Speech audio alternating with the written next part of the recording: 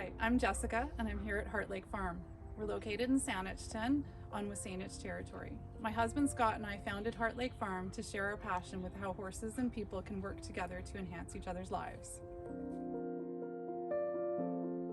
At Heart Lake Farm, we're a little bit different. We don't offer any riding programs. In fact, we don't even do very much riding ourselves.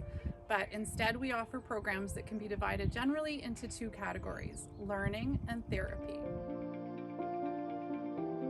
Equine Assisted Learning programs are our most popular and kind of the cornerstone of what we do here. We are also exploring and developing many therapy programs. We're very careful to distinguish between learning programs and therapy programs.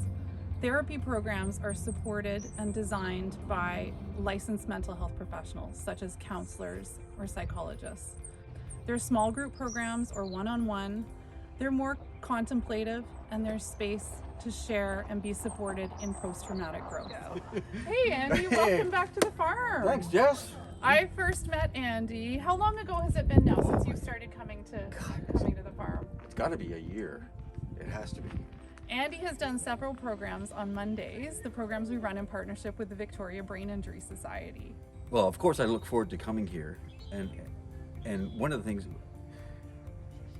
that's meant to me is I'm learning all these things about myself. Like after my brain injury, I always have a difficult time with learning new things, and because this place here is so patient and so safe that I'm able to like take my time in learning new things, and we do it with horses. I mean, how cool is that? And how do the horses help bring learning to life for you?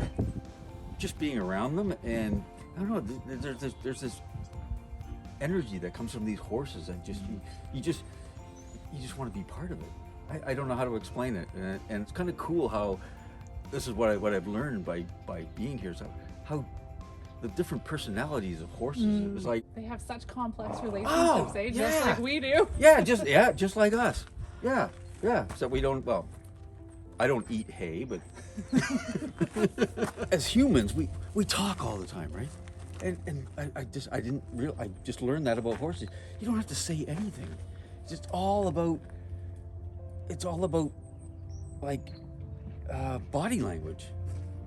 There's some pretty magical moments here with the horses, and yeah. When Andy was speaking about his experience in the program, he touched on two things that really stand out to me as being like the keys to why spending gentle, quiet time, just doing groundwork with horses, can be so valuable and enriching for people. One of them was body language. So communicating with a teammate, a horse, who doesn't speak your language takes so much patience and compassion and attention. And that can be something that people don't experience in their day-to-day lives, just interacting with other people. We tend to take the ability to communicate with each other for granted. And as soon as you have to slow down and really pay attention to another creature in order to take their opinions and their needs into account as part of your team, so much happens. We slow down, we pay attention really easily. It just seems to happen. And we learn a lot about ourselves and how we make our way through the world, and what kind of personality we have and what energy we bring to a space. There can be a lot of pressure to calm our minds, to turn off, to unplug, to focus on the little things around us and to focus on nature. But there's something about being around a horse that seems to compel that quieting of our minds. Learning programs, also called Equine Assisted Learning, are group programs led by trained facilitators. They're fun and active, and they're designed around a curriculum that teaches essential life skills, such as cooperation, negotiation, teamwork, and leadership. They're fun, they're forward-moving, they're really active, hands-on groups where people get to experience being around horses, caring for horses, learning about how to communicate with them, while also doing fun activities that brings out the learning about ourselves and great opportunities for personal development.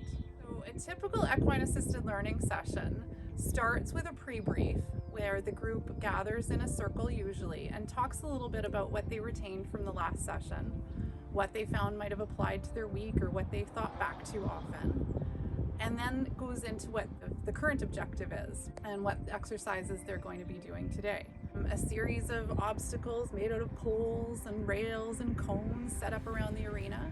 But then once you get a little bit closer and choose your horse teammate, you'll see that there are instruction cards with each obstacle. And often they're like little puzzles or games to work through. But what makes the experience really special is that you are teamed up, often with one other person and definitely with a horse. And together as a team, you have to work your way through the obstacle. Sounds simple, but the learning is really, really rich.